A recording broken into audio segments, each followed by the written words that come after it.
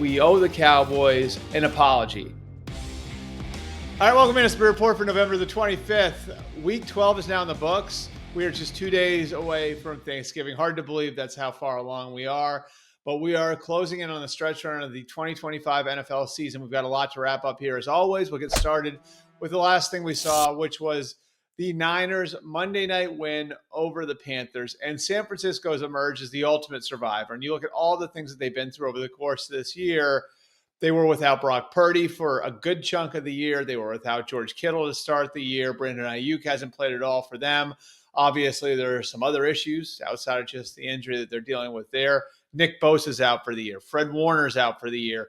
And this team is now 8-4. And if they beat Cleveland next week, which they should be able to do, they'll be 9-4 going into their bye. So this is a team that's younger than it's been in the past, that's not as talented as it's been in the past, but you can really see how resourceful they are, how well coached they are, how well conceived they are.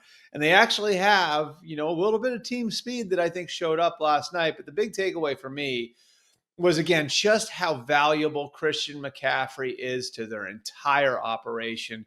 And when we're talking about the most valuable player of the year race, and we're going to talk about that a little later in the show, you've got Drake May in New England. You've got Matthew Stafford in Los Angeles. You've certainly got Jonathan Taylor in Indianapolis. But Christian McCaffrey is a name that I think you have to mention. He wasn't spectacular last night, but he kept churning out the tough yards. He was at the center of everything they were trying to accomplish. He had 31 touches. He had 142 yards from scrimmage. He had a touchdown. And it's really remarkable when you think about him. He's not an overly big back. He's in his 9th year, and you think about the amount of work that he's taken on. When you look at the amount of carries and catches he had all the way back at Stafford, and how when he was coming out, there was some question about whether or not there was too much mileage on his tires to take him as high as the Panthers wound up taking him back in 2017. And then the mileage in Carolina and the injuries in Carolina and everything that he's been through. And 9 years in, he's still producing at this level. 9 years in, he's still able to be the focal point for an offense. It's absolutely remarkable. I think he's building a Hall of Fame case. And certainly I think there's an MVP case to be made for him. Now, again, I'd still probably lean towards the quarterbacks.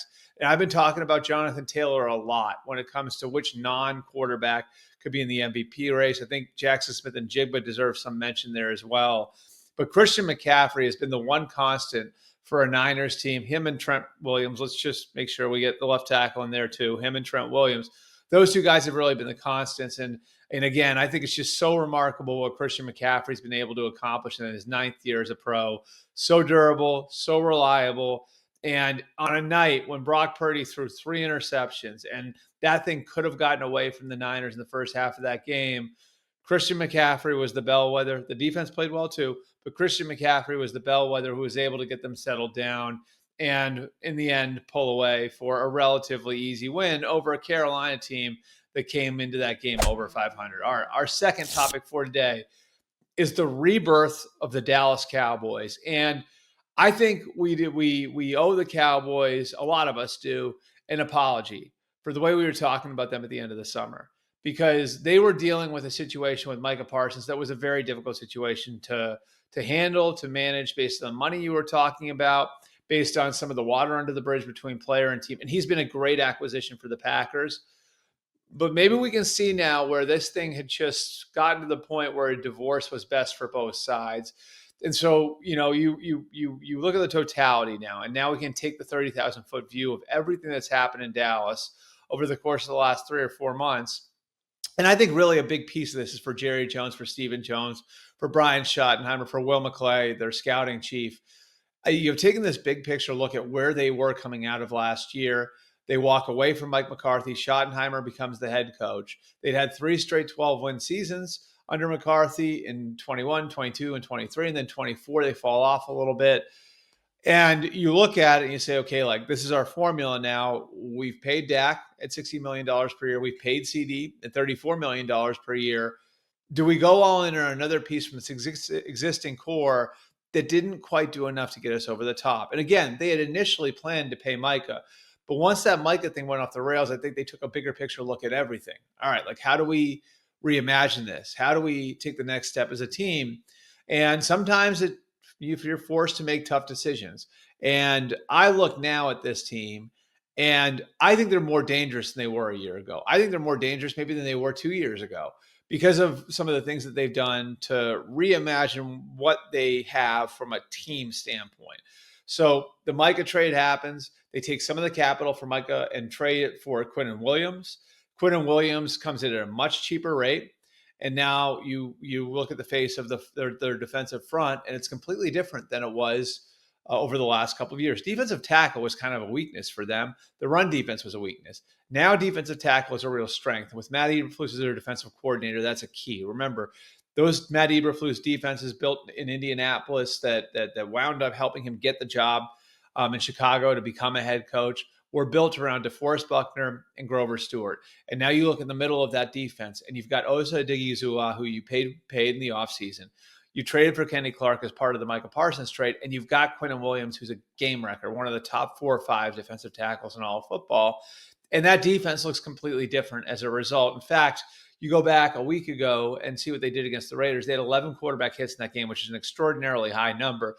And 9 of those hits came from the defensive tackles. You saw it again in this game against the Eagles, where they're able to pressure up the middle, make Jalen Hurts a little bit uncomfortable, after, the initial stages of that game. And you really wear on an offense when you're able to throw that kind of defensive tackle rotation at them. And then offensively, they take some of the resources and they go and get George Pickens. Well, George Pickens was a problem in Pittsburgh. And I've always said, I'd be very careful of trading for a player that Mike Tomlin walked away from. However, in this case, they've made it work. And not only have they made it work, George Pickens is one of the best receivers in the league now.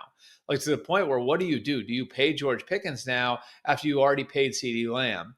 So, you look at them offensively now, and again, this reimagination of who they were and who they were going to be, you now got one of the more explosive offenses in all of football. Javonte Williams has really come along at running back. He's going to be over 1,000 yards. The young offensive line started playing better. And you got all these pieces coming together. And here comes the big bad wolf into Dallas on Thanksgiving. The Kansas City Chiefs are arriving after a very big win against the Colts, one of those heart of a champion type of wins where they're down 20-9 in the fourth quarter. They're able to force overtime. They're able to win the game in overtime. They completely dominated the Colts in the fourth quarter and overtime, had over 200 yards from scrimmage. The Colts only had 18 yards in the fourth quarter and overtime. And so now that Dallas operation, the reimagined Cowboys get the test with the Chiefs.